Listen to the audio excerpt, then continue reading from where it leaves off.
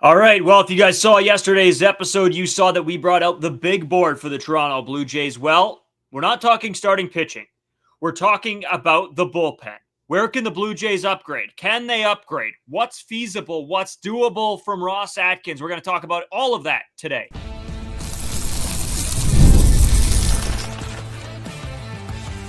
You are Locked On Blue Jays, your daily Toronto Blue Jays podcast. Part of the Locked On Podcast Network, your team every day. Welcome back to Locked On Blue Jays. Thank you for making Locked On Blue Jays your first listen every day. We are free and available wherever you get your podcasts and on YouTube. Or for the Locked On Podcast Network, your team every day.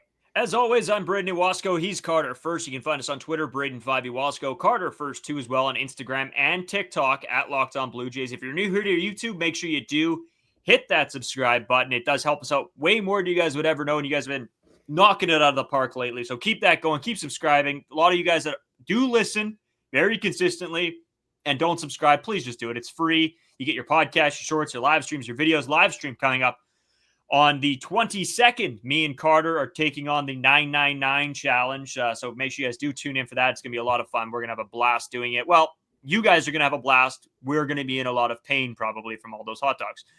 But we do want to get into the big board, obviously, for the bullpen this time, because yesterday's episode, we did talk about the starting pitching and just where we all thought about that. And I think Carter, more than anything out of that video, when I look back at that podcast, just how mind-melty the trade deadline is when you look at it from such a critical lens, I guess. Because I went into this thinking that starting pitching should be the Toronto Blue Jays' number one option. But now, I just don't know. And I'm thinking maybe the bullpen is where they go and they try to really expand. And again, you know what? This is why we aren't in charge of making these decisions. That's why they have people that get paid a lot of money, a lot more money than me and Carter get, to make the big decisions. So we're going to get into the bullpen, but not only who's available, what's available, but how feasible is it for the Toronto Blue Jays? What can we possibly look to give up? Because we did talk a lot about Arjun Amala and Trey Savage, but will a bullpen arm cost you one of those guys? So we'll talk about all of that and plus just our feelings on sort of where we sit around this trade deadline. What do we think should be the number one option? We'll go into that later on in the third segment. But Carter, without further ado, I'll bring up the trade board, the big board, and you can sort of go over some of the guys. Yeah, so we have another big board coming at you guys here. For the bullpen arms, there is a ton more that we could have went over. We have 15 here in front of you guys. For the people that are on YouTube, I will go over it. For the people listening on Spotify, Apple Music, or wherever you do listen to your podcasts. But with the bullpen, obviously there's 8 spots compared to 5. And so there's just a lot more variety that the Toronto Blue Jays could have. So we went over a few here. I'll quickly grind them out. Johan Duran, that is obviously the top of the line. Absolute fireballer from the Twins. We talked about Joe Ryan, so that could be a possibility there if the Toronto Blue Jays are really going all in. David Bednar from the Pirates, Kyle Finnegan, Anthony Bender, Calvin Fauché, both from the Miami Marlins. Dennis Santana, a little bit of a breakout year there in Pittsburgh. Chris Martin, the veteran from the Rangers. Sean Armstrong, Rangers guy as well. Ryan Helsley, Phil Maton, 2 guys from the Cardinals. Toronto Blue Jays could look to target. Shelby Miller has kind of transformed into the Diamondbacks closer. Louis Varland, a guy that throws absolute gas, another Twins guy, maybe a little bit more of a realistic guy you could get from the Twins of the bullpen. Andrew Kittredge, this is an Orioles guy, so I tried to keep a lot of the in-division guys off this list because how likely is an in-division trade? It still does happen, but you would assume that they would have a little bit of a premium enlisted on a lot of their assets because if the Orioles give the Toronto Blue Jays a big piece that helped them have a long playoff run or win a World Series, you can imagine that fans among that fan base and just the owner probably wouldn't be too happy with that. Then you have Emmanuel Clase again at the top of the line. How realistic is that? We'll kind of go over that in this episode. And then Kenley Jansen as well, still kicking around. Like I said, there is a ton more guys that we could have went into. Some guys completely at the top of the rotation, some closing guys, maybe even taking over for Jeff Hoffman in that reliability. You got some middle of the leverage guys that you could throw 7th, 8th inning. You could throw in the 6th inning as well. Some strikeout guys, some ground ball guys, some guys with some good extension. And so you had a few guys kind of just as your low leverage guys that you throw in maybe after one of your starters has a little bit of a blow up. But out of all those guys, maybe a guy that we did not list as well, Brayden, is there anyone that sticks out for you that you want the Toronto Blue Jays to target here at this trade deadline? Well, Carter, when I go over this list, I mean, yeah, there are a lot of options around the league. I mean, when you look at bullpen, there are 8 guys in every bullpen, and we can't list every single guy from every team underperforming this season. And before I really talk about a couple guys that I want to get into, one thing I wanted to cover was the closing role in general, and that goes to Jeff Hoffman. I think it was a couple weeks ago, John Schneider specifically talked about the fact that they believe in Jeff Hoffman. They believe that he is their closer. He is their guy. They, in my mind, do not go away from that unless, everything absolutely hits the fan. They will not move on from Jeff Hoffman being their closer. So I think we can move our attention away from some of those bigger guys like Duran, like Emmanuel Clase. I think they shouldn't even be guys that are on our radar at this moment because I don't believe that the Toronto Blue Jays would go out and make one of those moves. As sad as that is to say, because they are guys that are absolutely outstanding, it's just in my head not a very likely situation. So again, I look at this board, Carter, and I'm going to go back to something I said yesterday, and I talked a little bit about it before we went on the pod today. That's Ryan Helsley and Phil Maton, and that only goes to that that sentiment that I had 2 teams before going into the trade deadline into talks that I targeted, and that was the Cardinals and that was the Arizona Diamondbacks. So 2 guys specifically there, and I know people are going to say, "Oh, are the Cardinals going to sell?" I think it's going to happen, and maybe it doesn't, and all of my predictions go out the window. But that is a team I'm absolutely targeting. Helsley is 30 years old right now, Carter. And I think just would be a great guy for the Toronto Blue Jays to pick up this season. Does have a 3.27 ERA. He's played in 33 games. I just want to go over some of his numbers here, Carter. His strikeout to ball ratio is 2.57. Strikeouts per 9 at 9.8. Walks is a little higher than I would have wanted, but it is at a 3.8. Home runs per 9 at a 1.1, and hits per 9 is at a 9. So he's a giving up one hit type of guy, but a guy I really like and I think could slot in, especially with the fact that we've been missing a lot of Yimi Garcia, a lot of Nick Sandlin, and there are some pieces here that you're hoping that are going to come back better than just as good as when they left.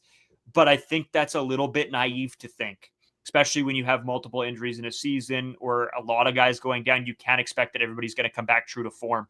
So, those are 2 guys specifically for me that I'm targeting. And again, you could tell me that it's the bias that the Cardinals aren't selling. Maybe it's in my head. I fully believe that that's going to happen. I think the Cardinals are going to be a team the Toronto Blue Jays should and will go after. A little bit of a weird situation going on over there. I don't think the Cardinals were necessarily prepared to be like in the running here. Looking at their record, 51 and 46, kind of a fringe wildcard team right now, 1.5 games out. Really good defensive team. Their pitchers, they don't really have any in the starting rotation. That is a big issue. Like there's not a lot of hope for a deep playoff run with the Cardinals right now. So they're kind of one of those teams that are in the mushy middle, which you don't want to be in any sports league, where you're not necessarily good enough to go out and make a deep playoff run, but you're also not bad enough, get a top draft pick in the MLB draft. So they could make the playoffs for sure, but is it worth it is kind of the question that they're going to have to ask themselves.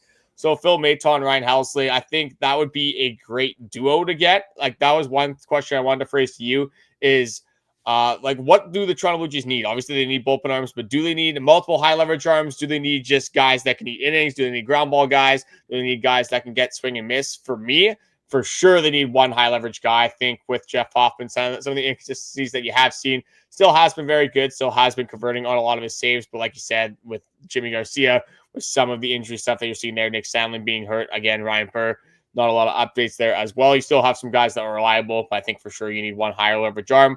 Then I think you need a guy that can catch you out of innings. I think if you have a guy that can come in the middle of an inning where things aren't necessarily going that well and you get some ground balls, get that double play ball. So a ground ball pitcher that can eat some innings, kind of that middle leverage guy. I think that would be another good one to supplement with this Toronto Blue Jays team. And I think that would take a lot of pressure off this starting rotation, especially if you allow Kevin Gausman, Chris Bassitt, whoever it is, Jose Berrios, to go out in like the 5th or 6th inning. And if they do work themselves into a little bit of trouble, you do have some guy that you can go to, that you do have some faith in to get you out of a tough scenario like that.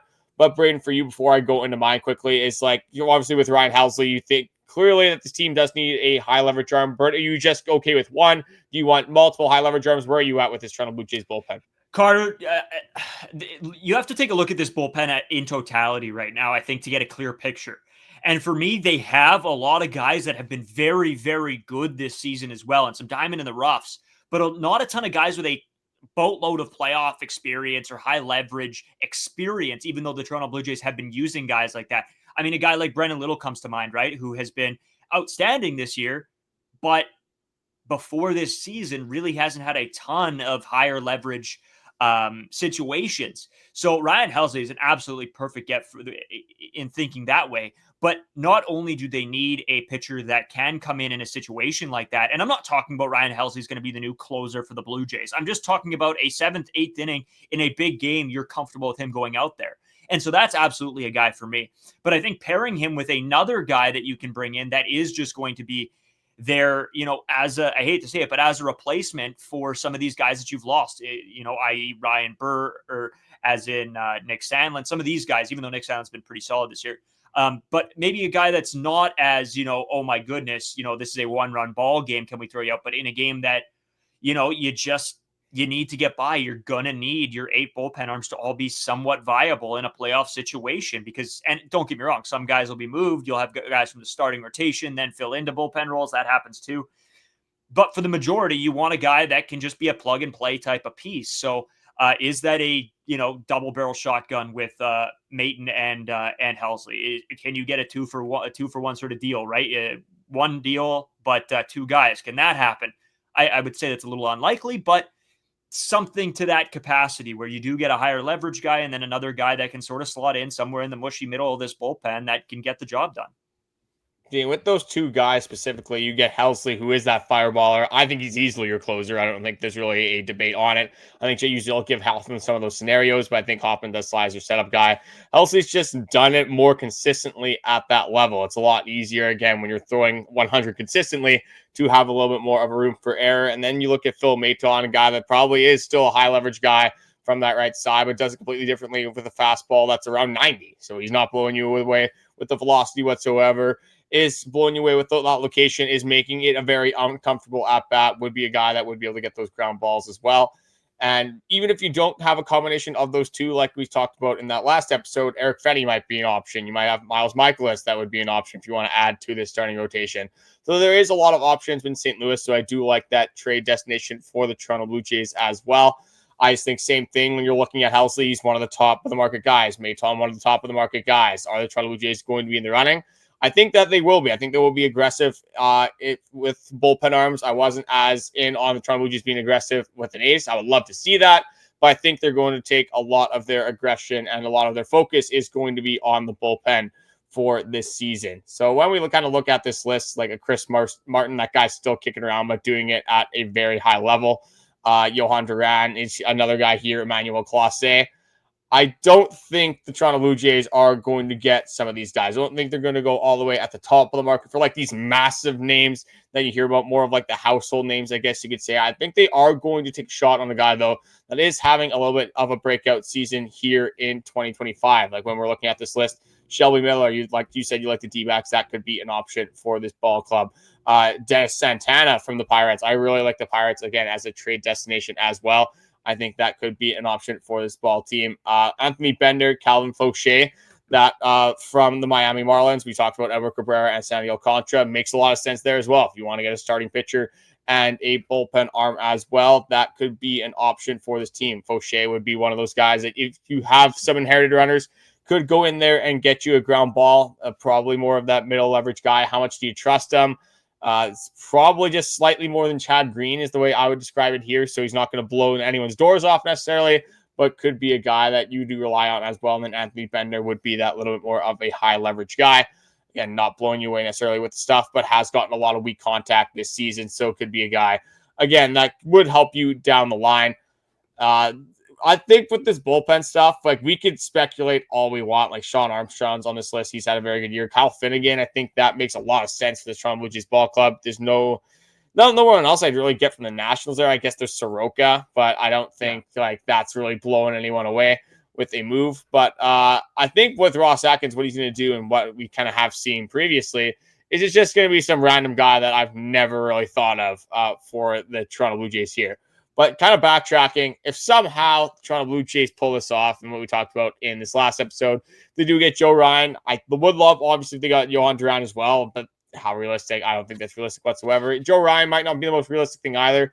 But Louis Varland, this guy is very intriguing as well. A guy that can give you a little bit of length out of the bullpen, can go for multiple innings, has a very good extension, throws the ball very far down from the pitching mound. So it looks like it's coming in a little bit quicker than it already is. And he's throwing like 97, 98 consistently. So it almost feels like it'd be 99, 100 for Louis Varland. That would be a piece that if you are going to be able to trade with the Minnesota Twins, and even if you can't get Joe Ryan, going out and get Louis Varland, getting another one of those fireballers, especially with the kind of uncertainty that Jimmy Garcia carries, I think that could be an option for this baseball team as well. But there's a ton of guys that we will continue to go into and break down just who is realistic, what teams make the most sense for the Toronto Blue Jays, a bunch more that we want to talk about, and that will be coming up right here on Locked On Blue Jays. Carter, just before we break, I did want to throw this in there as well, and I'm sorry to do this to you. No, it's all good. But I'm going to ask you to go back to something that happened early in this, I'm going to say, podcasting year. And I want your take on something as well. So stay tuned for that. I might come right out of the break with that. But then I also do have something to say just with you talking about all these fireballers. So we still have a ton more to talk about, obviously. Stay tuned right here to the Locked On Blue Jays. Today's episode is sponsored by Supply House. Get the supplies you need from the site that's made for the skilled trades, supplyhouse.com. Whether you're in plumbing, HVAC, or electrical work, Supply House is the most reliable way to order products online. Their easy-to-use website is packed with helpful resources and the latest product info to help you get the job done right. Plus, with a complete inventory of over 200,000 parts from over 400 top brands, find exactly what you need, delivered fast from coast to coast. Need help with an order? Supply House offers expert support and industry-leading service, so you'll always talk to a real person. And for the trade pros looking for an extra edge, their free Trade Master program offers exclusive perks like a dedicated phone line, free shipping, and discounts on every order. Thousands of skilled professionals already taking advantage. Now it's your turn. From the Trade Master program today at supplyhouse.com/TM and start ordering plumbing, HVAC, and electrical supplies with just a few clicks. Plus, use promo code SH5 for 5% off your first order. That is SH5 for 5% off your first order, and that is at supplyhouse.com. So, Carter, continuing on, I said I have a question to ask you that sort of related back to something that happened this offseason that was a big topic of conversation coming out of the episode that we did. But now my thought and my question to you is it seeming more and more realistic or more of a realistic possibility? And I got to shout out Dallin Wilton. I knew it was going to be this. Yeah, I do. I know. I have my answer already, but I'll let you continue on here. So early this season, but I guess before the season started, when we were in spring training, Dallin Wilton, we did a big hot takes episode. So we wanted hot takes, right? They weren't predictions. They were just hot takes, what you thought maybe you could see. And Dallin Wilton's hot take was this Toronto Blue Jays team is one bullpen arm away from making it to the World Series. I don't know if he said win the World Series or make it to the World Series, but I'll give him the benefit of the doubt here. Carter, me and you sort of laughed it off because that it was a crazy take with coming off the season that they were in last year and this bullpen being so good. But now we're in a situation where we're talking about the bullpen and upgrade an upgrade to the bullpen being one of the biggest possibilities for this trade deadline. And I'm not asking you necessarily completely if you switched up and do you think this team is a World Series contender but a little bit I am, I guess. Do you have anything, like, are you sort of backing Dal a little bit now, or sort of where do you land as of right now, 2.5 weeks before the trade deadline? I'm not going to go out 2 weeks before the trade deadline and say the Toronto Blue Jays are a World Series team, but what I will say is that we are closer to that take being real life than we were at that point in where we were with the Toronto Blue Jays roster. Going into the season, I didn't know how he thought, the bullpen might be the issue. I thought the bullpen was significantly better You could always have more pitching for sure, but my biggest thing going into the season was the lack of an ace. You got to give Ross Atkins a little bit of credit, I guess, because he was in on Corbin Burns, he was in on Roki Sasaki. He did make efforts to try and get that ace, but now here we are in the middle of July where a lot of players have overachieved. This team would have had that ace. This could be that World Series team that Don was wishing for back when we were doing the podcast in February. But yeah, definitely a lot closer than he was before. But looking back right now, Jack Flaherty was right in front of our faces, especially looking at the money we gave Max Scherzer. I think Flaherty's getting paid like $18 million a year, so it's right there in terms of value as well. He is looking unbelievable as a 1-2 punch there in Detroit with Skubal. Would have made this team look a whole lot better. He just would have provided a lot more structure. I think you can be a little bit more confident what Flaherty is going to do for you at any given day at this point in their careers than with Max Scherzer. So that one definitely sucks in retrospect. But yeah, just a lot of surprises out of the bullpen. Maybe Dal had that as you didn't really say it on the episode, but maybe, somewhere in there, he's like, oh yeah, there's going to be a lot of breakouts here in this bullpen. But yeah, credit to him for seeing something that I didn't see whatsoever. Yeah, no, you know what? I like to keep bringing it up because when we go back and look at those hot takes, a lot of them surprisingly are a lot closer than we maybe would have even thought, right? And some of them are far away, but yeah, sorry to cut you off. But I think as well, it wasn't as much like, oh, the bullpen's gonna be fine. I think there was more of a testament to Down believing in the offense, believing in the researches from a lot of the players like Alejandro Kirk, like Daulton Varsho, like George Springer, like Bo Bichette. So you got to give him credit there for seeing a bright side at least of the offense when they didn't really give you a lot to be confident in, especially after that 2024 season. Yeah, you're right, and that I think that's very possible. I think that's probably more so where his head was at. But you know what? Shout out to him if that ends up being the truth. I will give Dallin Wilton all the praises in the world if that does come to fruition. But Carter, I want to go back on one thing you said just before we continue on with the list and some guys and more conversations around all that. It's more so around the fireball effect that you sort of brought up and my question to you is, and I guess I'll go on off this as well. Do I think this team needs a hard throwing bullpen arm that's going to come in and blow the doors off some people and have a little bit of that? Because I think they have a lot of guys with some really good stuff. They have some guys that, yes, they can, throw the ball hard, but it's not blowing doors off guys either. And I always love it, at least teams to have one guy that can absolutely hum the ball across the plate. And that's something we don't necessarily see a ton with this Toronto Blue Jays team. Like you could Jimmy Garcia, you could touch 100, but I mean, I guess you're not getting the consistency like you might get from Helsley, like you might get from a Duran, like you might get from like a Mason Miller type. Again, those guys are hard to find, but it's so fun, when we have Jordan Hicks here, when you had even Osuna here, not a great human being, obviously, even with Romano when he was touching 100, it's just so fun seeing, the triple digits on the radar gun. Yeah, so I guess my question to you now is continuing on and talking about some of these guys that you sort of went over in the last segment.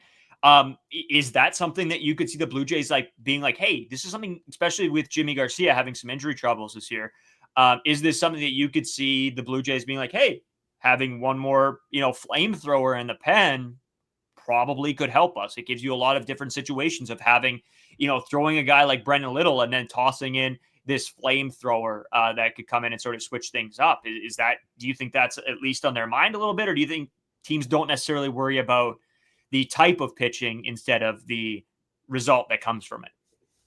I think velocity is obviously something that teams heavily value, but I don't think that's what the Toronto Blue Jays are exclusively looking for here at this trade deadline.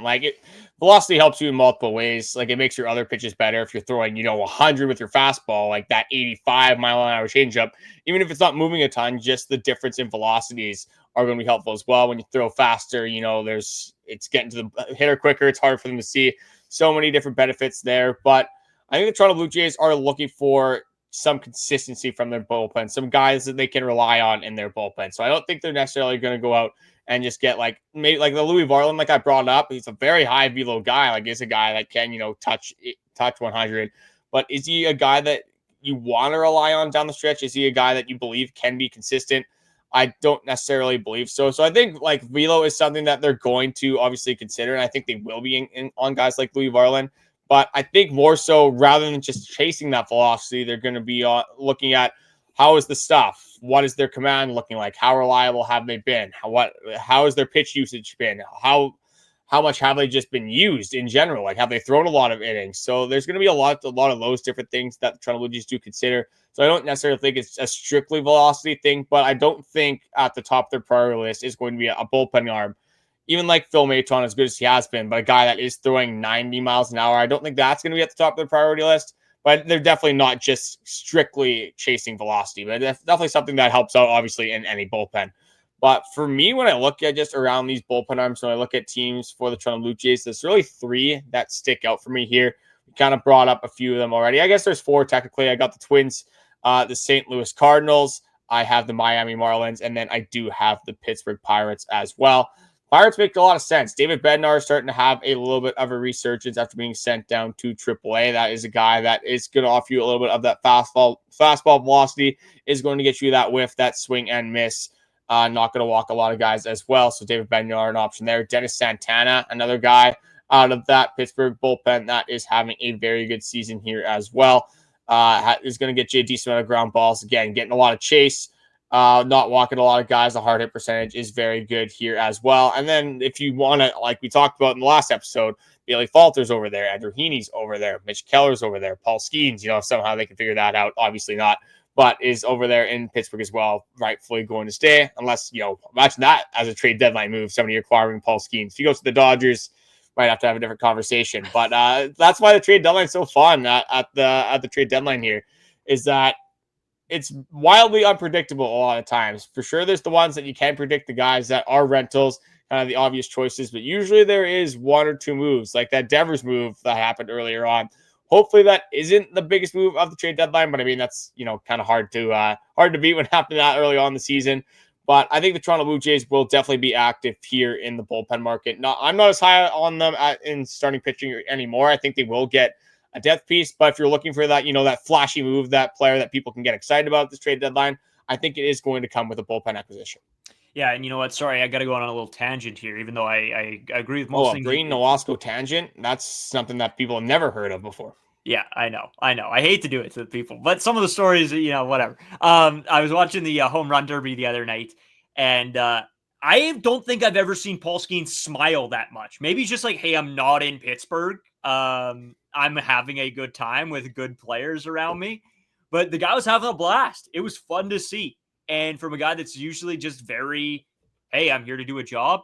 He was having a good time. So I don't know, maybe he's praying to the gods for a way out, but no, Carter, I agree. I think there are some big teams that we can look at. I think as you go and you look through the leaderboard or the standings and figure out, hey, which teams are most likely going to be sellers.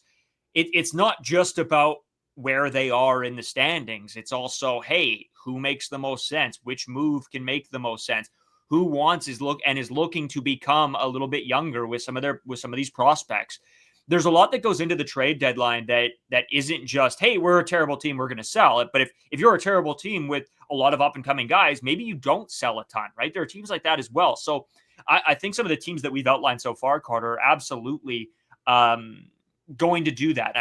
We talked about the Cardinals, we talked about the Twins, right? That these are teams that are in a very weird situation right now that maybe the standings themselves don't necessarily just dictate.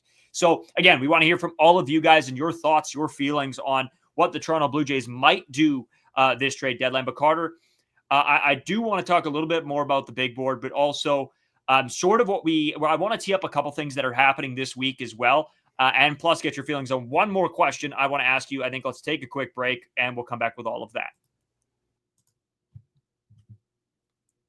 Today's episode is brought to you by Monarch Money. You guys know how much I talk about Monarch Money because it is such a useful tool. Ever wish managing your money felt easier? With Monarch Money, it can. Whether you're growing your savings or planning a big purchase, Monarch puts you in the driver's seat. It's like having your own personal CFO, giving you full visibility and control of your finances. This is something I talk about. I moved to the city. You don't necessarily realize how much you're spending when you're not in a small town and you have to drive 15 minutes or 20 or 30 minutes to go to, the nearest takeout spot or whatever. But when it's 2 feet from your door, makes things a lot easier and a lot more complicated when it comes to money. Monarch Money is more than just a budgeting app. It's a complete financial command center. You can track all your accounts, investments, and spending all in one place. So in addition to managing your money, you're also building wealth. Take control of your finances with Monarch Money. Use code LOCKEDONMLB at monarchmoney.com for 50% off your first year. That's monarchmoney.com, code LOCKEDONMLB for half off your first year. Connor, just as we continue on here, a little bit of the third segment, I know this is a lot of trade talks, and I don't necessarily know if you guys love it, but it has to be the big conversation right now. So again, please leave us your comments. Shoot us a text on if it's Twitter, if it's Instagram, whether it's in the comment section on the YouTube page. We want to hear from you guys, especially in regards to trades, because me and Carter, we're not Mr. Know-It-All baseball guys either, and probably most of the moves that we talk about won't happen, but it's fun to throw around ideas and have conversations with other baseball fans. We know if you're listening to this podcast, you're probably a big, if not baseball fan, Toronto Blue Jays fan for sure. So we always want to give you guys the credit, the benefit of the doubt. And, we want to try to highlight what you guys think as well. A lot of what comes from this show comes from you guys and your thoughts and your feelings. So make sure you guys do. If you have a trade that you think could work, shoot us a text on Twitter, Instagram, in the comments. We're going to screenshot a couple, and maybe as we continue to this trade deadline, if we really like your guys' ideas as a trade, we'll throw them up on the screen and we'll have a conversation about it. I think that's the best way to go about this moving forward to this deadline. But in Carter saying all of that, I guess we talked about it a little bit, but the switch up that we sort of had, and we just sort of realized recording these last two episodes, these podcasts, is, hey, maybe the starting pitching isn't going to be the Blue Jays' number one priority. And that's where me and you sort of were both at, I think, right? Was that they need an ace.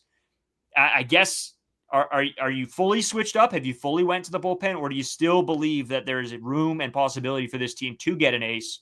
And does that affect then them going to make a big time bullpen deal?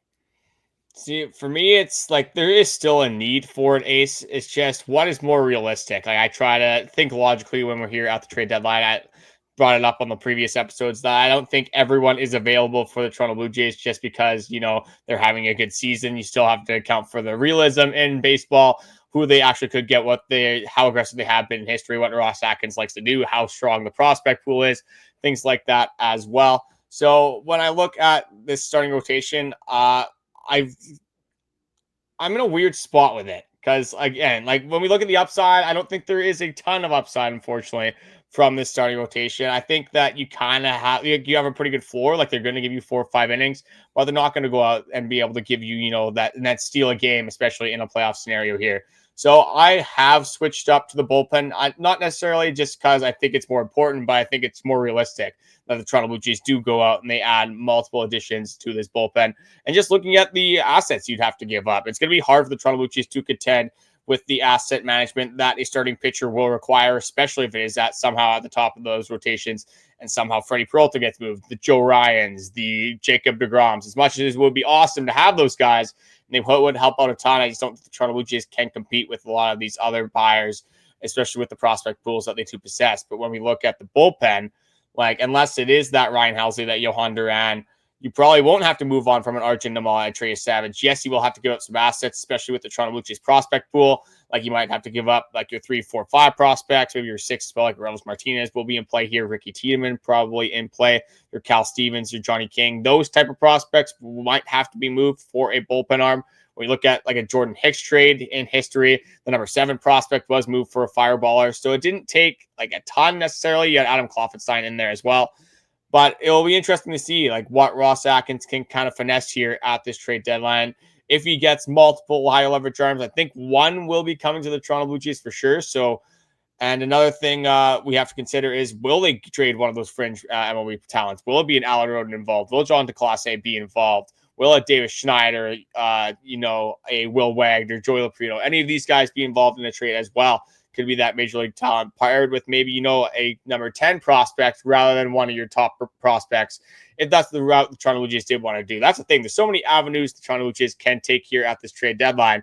So I think we got a lot of the names right as to which names will be being moved. It's just, where are they going to end up when everything is said and done? Yeah, that's you summed that up perfectly. I mean, I could have just sat back somewhere on my bed somewhere and let you just take over that segment, because you hit the nail right on the head of everything that I was sort of feeling. I'm a little bit concerned because I'm worried that the Toronto Blue Jays are going to they're going to be in a good spot around the trade deadline of this is the way they should go.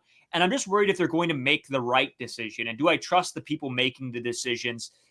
Because I think one of my biggest worries is that we give up one of these big prospects for a guy that maybe isn't really worth it, and then the prospect becomes really good. And I guess that's with any trade you ever make. But specifically in this situation, I think this organization has a opportunity here to do something really good. But if they sort of half-ass it here, I'm going to be pretty disappointed. But I think there are a lot of moves that can be made. A lot of these players and different situations, right? You could go for that big name starter. You could go for a couple, good relievers. You could go for a position player, which we're going to talk about later in the week. I think all those moves could help this team. It's just what's going to be the one spark plug that really sort of ignites and takes this team to the next level. And that's what I'm looking for now. I'm not looking for mediocre additions. I'm looking for a big splash, because that's what's going to push this team from a fringe playoff team to a hopefully World Series contender. And I know that's a crazy conversation that we're having now, but with this stretch that the Toronto Blue Jays have had, that's what we now have to expect. Because if we don't expect that, then we're okay with half-ass moves at this deadline. And that is never a good thing. A half-ass move is never a good thing. You either want this team to know and be confident in what they're doing, or realize that maybe it's not the year.